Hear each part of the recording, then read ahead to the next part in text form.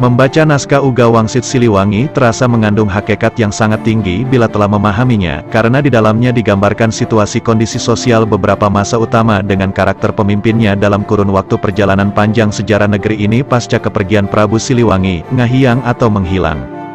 Peristiwa itu ditandai dengan menghilangnya Pajajaran, dan sesuai sabda Prabu Siliwangi bahwa kelak kemudian akan ada banyak orang yang berusaha membuka misteri Pajajaran, namun yang terjadi mereka yang berusaha mencari hanyalah orang-orang sombong dan takabur, seperti diungkapkan dalam naskah tersebut berikut ini. Semenjak hari ini Pajajaran hilang dari alam nyata, hilang kotanya, hilang negaranya, Pajajaran tidak akan meninggalkan jejak selain nama untuk mereka yang berusaha menelusuri, sebab bukti yang ada akan banyak yang menolak, tapi suatu saat akan ada yang mencoba. Supaya yang hilang bisa ditemukan kembali, bisa saja hanya menelusurinya harus memakai dasar, tapi yang menelusurinya banyak yang sok pintar dan sombong dan bahkan berlebihan kalau bicara. Namun dalam naskah Wangsit Siliwangi ini dikatakan bahwa pada akhirnya yang mampu membuka misteri Pajajaran adalah sosok yang dikatakan sebagai budak Angon, sebagai perlambang sosok yang dikatakan oleh Prabu Siliwangi sebagai orang yang baik perangainya. Semua keturunan kalian akan aku kunjungi, tapi hanya pada waktu tertentu dan saat diperlukan, aku akan datang lagi menolong yang perlu, membantu yang susah, tapi hanya mereka yang bagus perangainya, apabila aku datang takkan terlihat, apabila aku berbicara takkan terdengar. Memang aku akan datang tapi hanya untuk mereka yang baik hatinya, mereka yang mengerti dan satu tujuan, yang mengerti tentang harum sejati juga mempunyai jalan pikiran yang lurus dan bagus tingkah lakunya, ketika aku datang, tidak berupa dan bersuara tapi memberi ciri dengan wewangian. Selanjutnya dikatakan juga apa yang dilakukan oleh sosok budak Angon ini sebagai berikut. Ada yang berani menelusuri terus-menerus tidak mengindahkan larangan, mencari sambil melawan sambil tertawa, dialah anak gembala, rumahnya di belakang sungai, pintunya setinggi batu, tertutupi pohon handelem dan hanjuang, apa yang dia gembalakan bukan kerbau bukan domba, bukan pula kucing ataupun banteng. Tetapi ranting daun kering dan sisa potongan pohon, dia terus mencari mengumpulkan semua yang dia temui, tapi akan menemui banyak sejarah dan kejadian, selesai zaman yang satu datang lagi satu zaman yang jadi sejarah dan kejadian baru, setiap zaman membuat sejarah, setiap waktu akan berulang itu dan itu lagi. Dari bait di atas digambarkan bahwa sosok budak Angon adalah sosok yang misterius dan tersembunyi, apa yang dilakukannya bukanlah seperti seorang penggembala pada umumnya, akan tetapi terus berjalan mencari hakikat jawaban dan mengumpulkan apa yang menurut orang lain dianggap sudah tidak berguna atau bermanfaat. Dalam hal ini dilambangkan dengan ranting daun kering dan tunggak pohon, sehingga secara hakikat yang dimaksudkan semua itu sebenarnya adalah hal-hal yang berkaitan dengan sejarah kejadian, asal-usul atau sebab musabab, termasuk karya-karya warisan leluhur seperti halnya yang kita baca ini, di mana hal-hal semacam itu karena kemajuan zaman oleh generasi digital sekarang ini dianggap sudah usang atau kuno tidak berguna dan bermanfaat, pada akhirnya yang tersirat dalam hakikat perjalanan panjang sejarah negeri ini adalah berputarnya roda cokro manggilingan, pengulangan perjalanan sejarah. Gambaran situasi zaman dalam naskah Wangsit Siliwangi diawali dengan lambang datangnya kerbau bule dan juga monyet-monyet yang kemudian ganti menyerbu selepas kerbau bule pergi. Ilustrasi ini melambangkan saat datangnya para penjajah yang berdatangan ke negeri ini baik itu Portugis maupun Belanda, dengan politik adu domba mereka maka terjadi peperangan antar saudara, sejarah banyak yang hilang dan diputarbalikkan, seperti yang tertulis berikut ini. Dengarkan, yang saat ini memusuhi kita akan berkuasa hanya untuk sementara waktu, tanahnya kering padahal di pinggir sungai Cibantan dijadikan kandang kerbau kosong, nah disitulah sebuah negara akan pecah-pecah oleh kerbau bule yang digembalakan oleh orang yang tinggi dan memerintah di pusat kota. Semenjak itu raja-raja dibelenggu, kerbau bule memegang kendali, dan keturunan kita hanya jadi orang suruhan, tapi kendali itu tak terasa sebab semuanya serba dipenuhi dan murah serta banyak pilihan. Semenjak itu pekerjaan dikuasai monyet, suatu saat nanti keturunan kita akan ada yang sadar, tapi sadar seperti terbangun dari mimpi, dari yang hilang dulu semakin banyak yang terbongkar. Tapi banyak yang tertukar sejarahnya, banyak yang dicuri bahkan dijual, keturunan kita banyak yang tidak tahu bahwa zaman sudah berganti, pada saat itu geger di seluruh negara, pintu dihancurkan oleh mereka para pemimpin, tapi pemimpin yang salah arah, yang memerintah bersembunyi pusat kota kosong, kerbau bule kabur. Negara pecahan diserbu monyet, keturunan kita enak tertawa, tapi tertawa yang terpotong, sebab ternyata pasar habis oleh penyakit, sawah habis oleh penyakit, tempat padi habis oleh penyakit, kebun habis oleh penyakit, perempuan hamil oleh penyakit, semuanya diserbu oleh penyakit, keturunan kita takut oleh segala yang berbau penyakit. Semua alat digunakan untuk menyembuhkan penyakit sebab sudah semakin parah, yang mengerjakannya masih bangsa sendiri, banyak yang mati kelaparan, semenjak itu keturunan kita banyak yang berharap bisa bercocok tanam sambil sok tahu membuka lahan, mereka tidak sadar bahwa zaman sudah berganti cerita lagi. Kemudian akhirnya masuk pada masa Perang Dunia Kedua dengan datangnya pasukan Jepang yang dilambangkan dengan gemuruh yang datang dari ujung Laut Utara, di mana masa penjajahan Jepang menandai berakhirnya penindasan di negeri ini. Terutama peristiwa jatuhnya bom atom di Nagasaki dan Hiroshima oleh Amerika, sebagai perlambang dalam naskah Wangsit Siliwangi bahwa situasi carut-marut yang terjadi ada yang menghentikan yaitu orang seberang. Lalu sayup-sayup dari ujung Laut Utara terdengar gemuruh, burung menetaskan telur, riuh seluruh bumi, sementara di sini, ramai oleh perang, saling menindas antar sesama, penyakit bermunculan di sana-sini, lalu keturunan kita mengamuk tanpa aturan.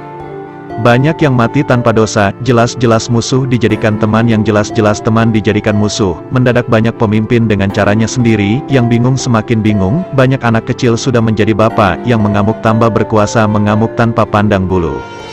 Yang putih dihancurkan, yang hitam diusir, kepulauan ini semakin kacau, sebab banyak yang mengamuk, tidak beda dengan tawon hanya karena dirusak sarangnya, seluruh nusa dihancurkan dan dikejar tetapi ada yang menghentikan adalah orang seberang. Lalu selanjutnya terdapat suatu masa yang digambarkan dengan munculnya seorang pemimpin negeri ini dengan gambaran sebagai berikut.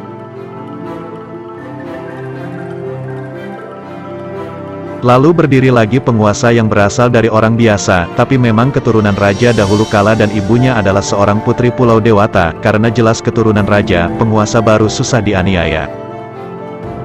Siapakah sosok yang dimaksud dalam bait ini? Dia adalah Soekarno, Presiden RI pertama. Ibunda Soekarno adalah Ida Ayu Nyoman-Rai, seorang putri bangsawan Bali, ayahnya seorang guru bernama Raden Sukeni Sosrodihardjo.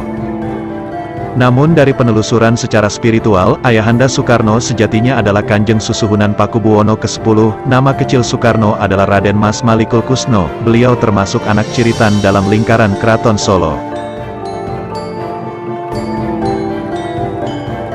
Selanjutnya setelah berganti masa digambarkan bahwa semakin maju semakin banyak penguasa yang buta tuli, memerintah sambil menyembah berhala, kondisi ini melambangkan pemimpin yang tidak mau mengerti penderitaan rakyat. Memerintah tidak dengan hati tapi segala sesuatunya hanya mengandalkan akal pikiran atau logika dan kepentingan pribadi ataupun kelompoknya, sehingga yang terjadi digambarkan banyak muncul peristiwa di luar penalaran, menjadikan orang-orang pintar hanya bisa omong alias pinter keblinger, seperti yang dikatakan sebagai berikut. Semakin maju semakin banyak penguasa yang buta tuli, memerintah sambil menyembah berhala, lalu anak-anak muda salah pergaulan, aturan hanya menjadi bahan omongan, karena yang membuatnya bukan orang yang mengerti aturan itu sendiri. Sudah pasti bunga teratai hampa sebagian, bunga kapas kosong buahnya, buah pare banyak yang tidak masuk kukusan, sebab yang berjanjinya banyak tukang bohong, semua diberangus janji-janji belaka, terlalu banyak orang pintar, tapi pintar keblinger. Lalu dalam situasi dan kondisi tersebut yang tidak berbeda dengan saat ini, kemudian muncul sosok orang yang dikatakan dalam naskah Wangsit Siliwangi sebagai berikut. Pada saat itu datang pemuda berjanggut, datangnya memakai baju serba hitam sambil menyanding sarung tua, membangunkan semua yang salah arah, mengingatkan pada yang lupa, tapi tidak dianggap, karena pintar keblinger maunya menang sendiri, mereka tidak sadar, langit sudah memerah, asap mengepul dari perapian.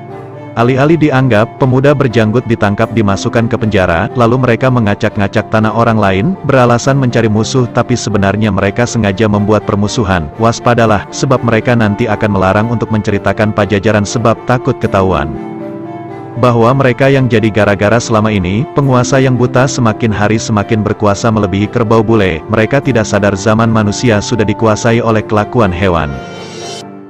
Sosok pemuda berjanggut di atas adalah lambang laki-laki sejati yang sangat kuat prinsip dan akidahnya serta selalu eling, dilambangkan dengan baju serba hitam, dan dia juga seorang yang tekun dan taat beribadah serta kuat dalam memegang ajaran leluhur, dilambangkan dengan menyanding sarung tua.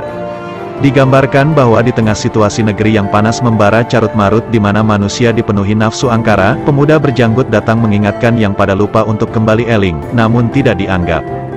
Lalu pada alinea menjelang akhir dikatakan, kekuasaan penguasa buta tidak berlangsung lama, tapi karena sudah kelewatan menyengsarakan rakyat yang sudah berharap agar ada mujizat datang untuk mereka, penguasa itu akan menjadi tumbal untuk perbuatannya sendiri. Kapan waktunya? Nanti, saat munculnya anak gembala, di situ akan banyak huru-hara, yang bermula di satu daerah semakin lama semakin besar meluas di seluruh negara. Yang tidak tahu menjadi gila dan ikut-ikutan menyerobot dan bertengkar, dipimpin oleh pemuda gendut, sebabnya bertengkar, memperebutkan tanah, yang sudah punya ingin lebih, yang berhak meminta bagiannya, hanya yang sadar pada diam, mereka hanya menonton tapi tetap terbawa-bawa. Situasi tersebut di atas adalah gambaran apa yang terjadi sekarang ini. Kalau kita perhatikan dengan cermat alinea ini, maka memang saat ini seluruh rakyat sedang berharap-harap menunggu datangnya mujizat di tengah-tengah carut-marut yang sedang berlangsung di negeri ini. Lebih-lebih utamanya rakyat korban lumpur Lapindo yang kian hari makin kian sengsara, bencana datang bertubi-tubi, huru-hara terjadi di mana-mana, dan akhir-akhir ini banyak sekali terjadi kasus perebutan tanah. Fenomena paling tragis dalam perebutan tanah pada masa ini, 2007, ditandai dengan kasus Pasuruan yang membawa 4 korban tewas rakyat kecil di tangan aparat. Pemuda gendut merupakan lambang orang yang rakus dan serakah serta memiliki kepentingan pribadi. Dalam bait ini dikatakan bahwa penguasa tersebut akan tumbang pada saat munculnya budak angon, di mana kemunculannya ditandai dengan banyak terjadi huru-hara yang bermula di daerah lalu meluas ke seluruh negeri. Dalam mengkaji Wangsit Siliwangi ini kita telah menemui lelakon atau pemeran utama yang dikatakan dengan istilah budak angon atau anak gembala dan budak janggotan atau pemuda berjanggut. Coba mari kita simak alinea berikut. Yang bertengkar lalu terdiam dan sadar ternyata mereka memperebutkan pepesan kosong, sebab tanah sudah habis oleh mereka yang punya uang. Para penguasa lalu menyusup yang bertengkar ketakutan kehilangan negara, lalu mereka mencari budak angon. Yang rumahnya di ujung sungai yang pintunya setinggi batu, yang rimbun oleh pohon handelem dan hanjuang, semua mencari tumbal tapi budak angon sudah tidak ada, sudah pergi bersama budak janggotan, pergi membuka lahan baru di Lebak Cawane. Perselisihan yang terjadi adalah sia-sia belaka, karena selalu saja pihak penguasa membantu yang kuat berdiri angkuh di atas yang lemah. Ada saat di mana Wong Cilik sebagai lambang si lemah yang tertindas mencari penuh harap sosok budak angon dan budak janggotan, namun yang dicari sulit ditemukan karena telah pergi ke Lebak Cawene. Di manakah Lebak Cawene? Lebak Cawene adalah suatu lembah seperti cawan, yang dikatakan di dalam serat Musasar Joyoboyo sebagai Gunung Perahu. Tempat itu digambarkan sebagai suatu lembah atau bukit di mana permukaannya cekung seperti tertumbuk perahu besar. Dikatakan oleh Bapak Budi Marhen, secara gambaran spiritual, di tempat itu terdapat 2 sumber air besar dan ditandai dengan 3 pohon beringin. Lebih lanjut dikatakan, yang ditemui hanya gagak yang berkoar di dahan mati. Dengarkan, zaman akan berganti lagi tapi nanti, setelah gunung gede meletus disusul oleh 7 gunung, ribut lagi seluruh bumi, orang Sunda dipanggil-panggil, orang Sunda memaafkan, baik lagi semuanya. Negara bersatu kembali Nusa Jaya lagi, sebab berdiri Ratu Adil yang sejati. Tapi ratu siapa, dari mana asalnya sang ratu, nanti juga kalian akan tahu. Sekarang carilah anak gembala, segeralah pergi, tapi ingat, jangan menoleh ke belakang. Perlambang gagak berkoar di dahan mati bermakna situasi di mana banyak suara-suara tanpa arti, rakyat menjerit-jerit, penguasa mengumbar janji-janji kosong, sedangkan negara digambarkan banyak ditimpa bencana. Sekarang ini banyak gunung di Nusantara sedang aktif, bahkan beberapa gunung telah meletus. Ribut seluruh bumi merupakan lambang keresahan dunia internasional dewasa ini terhadap perubahan iklim dunia dan pemanasan global. Hal ini ditandai dengan banyak bencana yang terjadi di banyak negara. Nampaknya kita sedang memasuki tahapan situasi ini. Mari kita renungkan dan perhatikan dengan apa yang sedang terjadi di seluruh negeri ini. Gunung-gunung telah mulai aktif, banyak terjadi bencana dengan unsur air, api, angin dan tanah di mana-mana. Banyak pula terjadi huru-hara, demonstrasi, kerusuhan, sebagai lambang ketidakpuasan di berbagai tempat. Apakah ini terjadi secara kebetulan? Tentu bagi yang memahami, ini semua adalah merupakan skenario langit. Lalu siapakah budak angon itu? Dari bait tersebut diperlambangkan bahwa budak angon adalah orang Sunda atau Jawa. Hal ini akan kita bedah lagi setelah sampai pada kesimpulan setelah kita mengkaji karya-karya leluhur.